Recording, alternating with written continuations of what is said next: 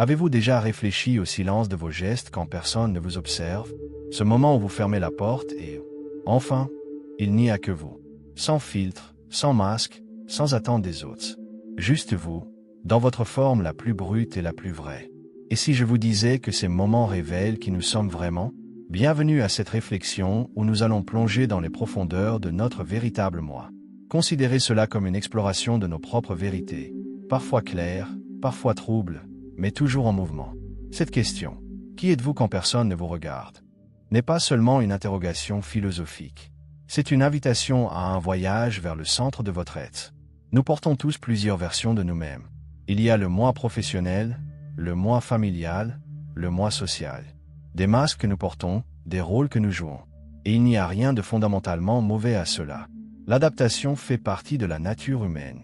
Mais que se passe-t-il quand tous ces masques sont retirés?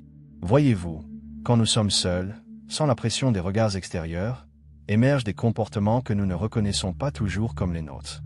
Cette musique que vous n'admettriez jamais aimer, mais sur laquelle vous dansez frénétiquement quand vous êtes seul. La façon dont vous vous parlez dans le miroir, avec dureté ou avec tendresse. Ce livre que vous cachez parce que vous craignez le jugement des autres. La manière dont vous vous déplacez dans l'espace quand vous savez que personne ne vous voit. Nietzsche a suggéré un jour que nos habitudes privées révèlent davantage notre caractère moral que nos actions publiques. Et il y a une profonde vérité là-dedans. Après tout, qui nous sommes quand il n'y a pas de témoins et qui nous sommes vraiment, sans le voile de l'approbation sociale. Pensez aux petits actes que vous accomplissez quand vous êtes complètement seul. Vous arrêtez-vous pour aider un insecte prisonnier dans votre maison? Ou l'écrasez-vous sans y réfléchir à deux fois? Vous permettez-vous de pleurer pendant un film? Ou réprimez-vous vos émotions, même quand il n'y a personne pour vous juger? Je me souviens d'une histoire que j'ai entendue une fois. Un homme visitait une ville lointaine où personne ne le connaissait. En traversant un long pont, il a trouvé un portefeuille plein d'argent. Il a regardé autour de lui, il n'y avait personne en vue. Dans ce moment d'anonymat complet, il a été confronté à une vérité sur lui-même.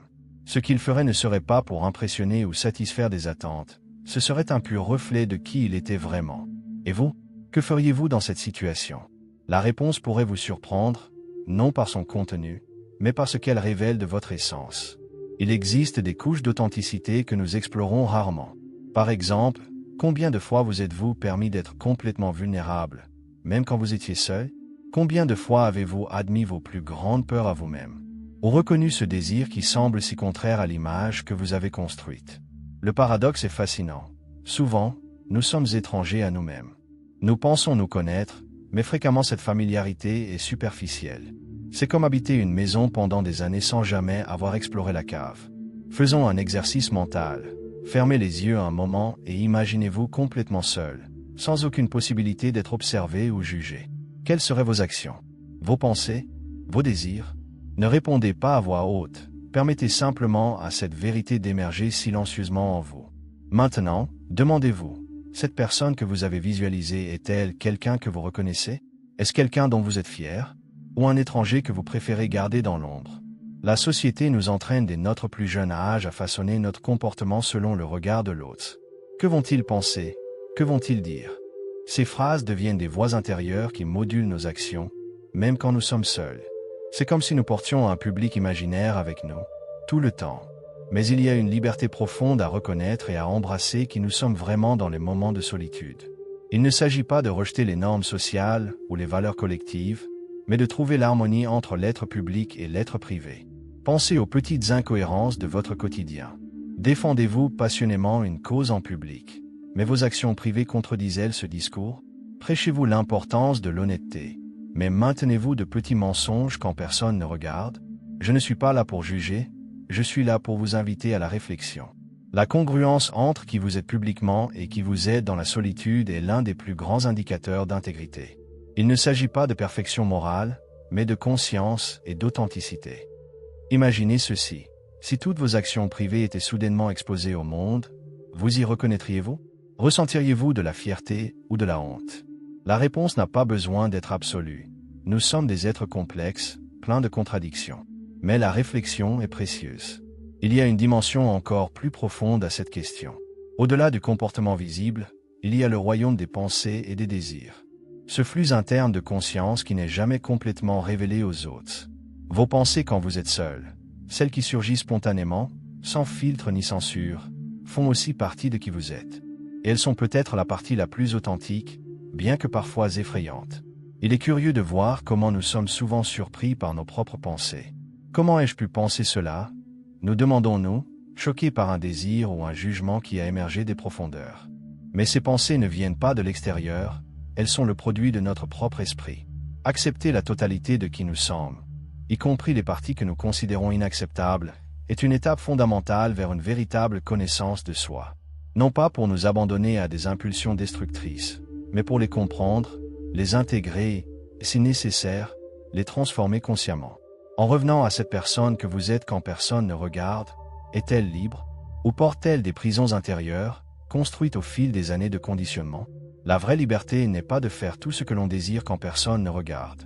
C'est être en paix avec qui vous êtes, même dans les moments de complète solitude.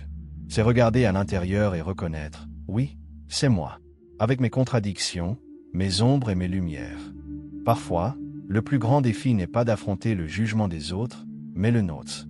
Nous sommes, fréquemment, nos juges les plus sévères. Et ce tribunal interne fonctionne 24 heures sur 24, 7 jours sur 7. Peut-être que la question la plus importante n'est pas qui êtes-vous quand personne ne regarde, mais comment vous reliez-vous à qui vous êtes quand vous êtes complètement seul. Avec acceptation, avec une critique implacable, avec une curiosité compatissante. Il y a une histoire ancienne sur un disciple qui a demandé au maître le secret pour vivre une vie authentique. Le maître a répondu, « Quand tu es seul, comporte-toi comme si tu étais en présence de la personne que tu respectes le plus au monde. » Le disciple a longuement réfléchi et a réalisé que cette personne devrait être lui-même. Notre relation avec notre propre compagnie définit beaucoup de la façon dont nous nous relions au monde. Celui qui ne supporte pas d'être avec lui-même cherchera constamment des distractions externes. Celui qui n'accepte pas ses propres vérités créera des illusions élaborées pour lui-même et pour les autres. C'est pourquoi les moments de solitude sont précieux. Ce sont des opportunités de rencontre réelles avec notre essence, sans intermédiaire, sans scène, sans public. Une question qui vaut la peine d'être explorée. Quand était la dernière fois que vous avez été vraiment seul avec vous-même? Non pas seulement physiquement seul, mais mentalement présent, sans la distraction constante des écrans, des réseaux sociaux, des bruits externes. Pour beaucoup d'entre nous, cet état est devenu de plus en plus rare. Nous vivons à une époque de connexion perpétuelle avec l'extérieur et paradoxalement, de profonde déconnexion avec notre intérieur. C'est peut-être pour cela que la question « Qui êtes-vous quand personne ne regarde ?» cause tant d'inconfort.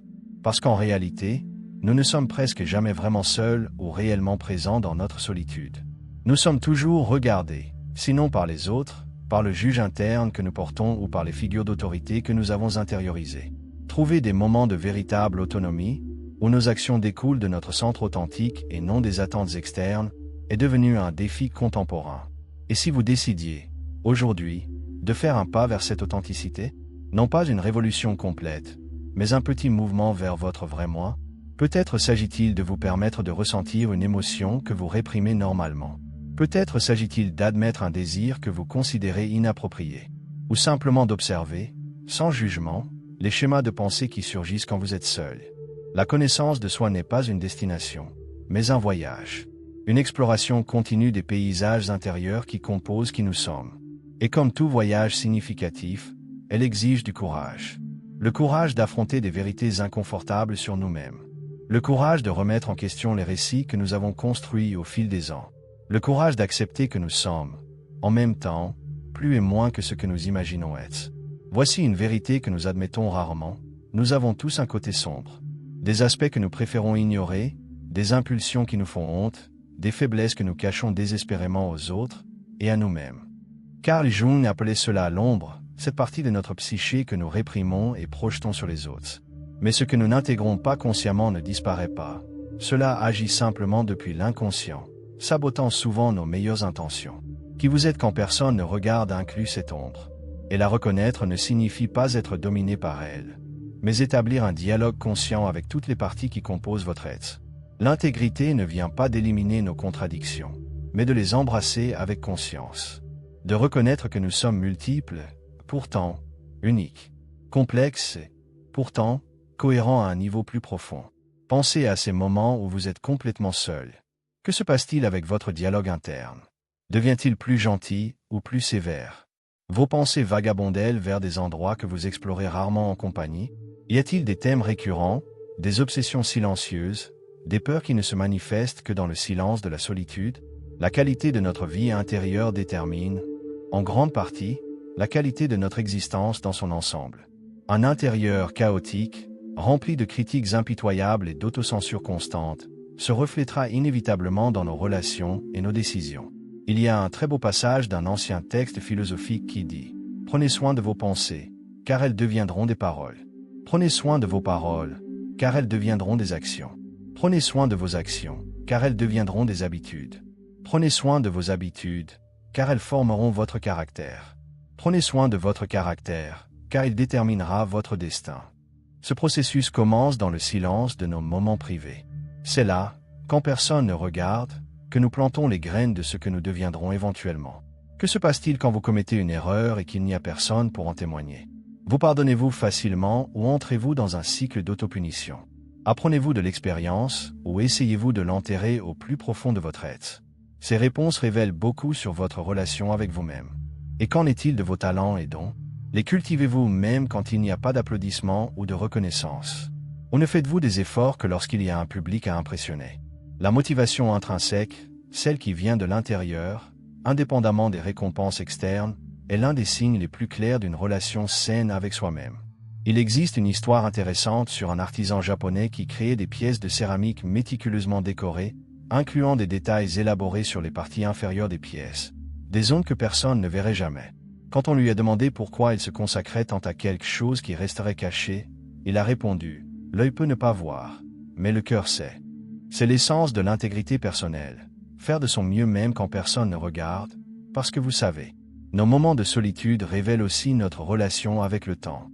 Profitez-vous de ces moments pour nourrir votre être, pour vraiment vous reposer, pour contempler, ou cherchez-vous à les remplir frénétiquement de distractions, comme si le silence était un vide menaçant? La capacité d'être confortablement seul, présent à soi-même, sans besoin constant de stimuli externes, est l'un des grands indicateurs de maturité émotionnelle. C'est ce que les philosophes anciens appelaient l'autosuffisance, non pas dans le sens de l'isolement, mais d'une plénitude intérieure qui ne dépend pas constamment de la validation externe.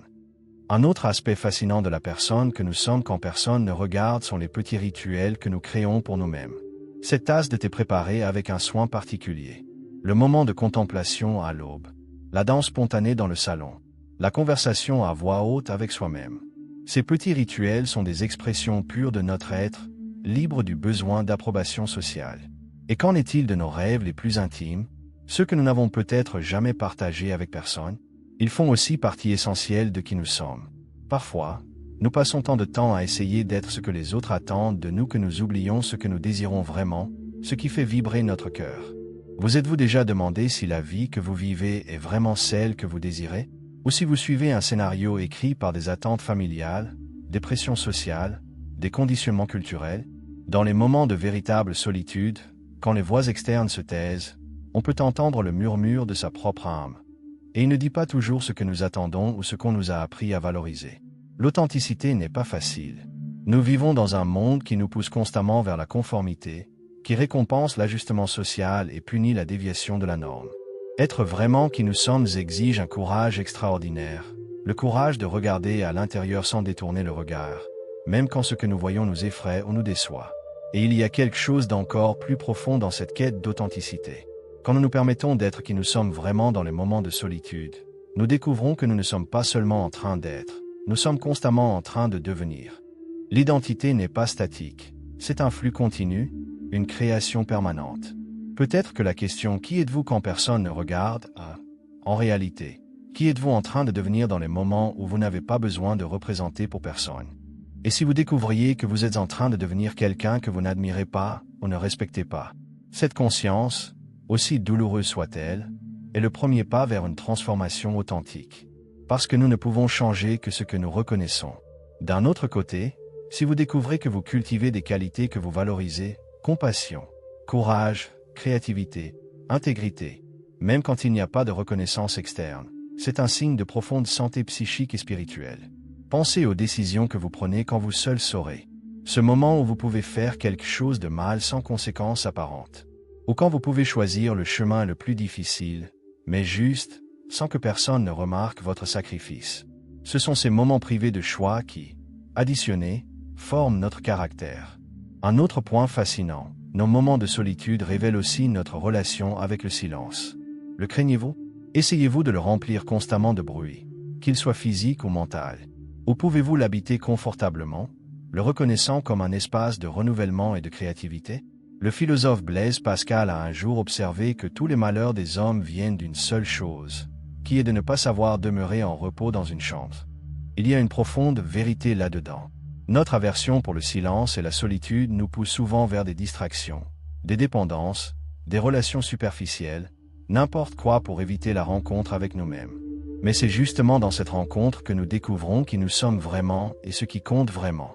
C'est là, dans le silence de notre propre compagnie, que les couches de conditionnement et d'attente commencent à se dissoudre, révélant notre essence.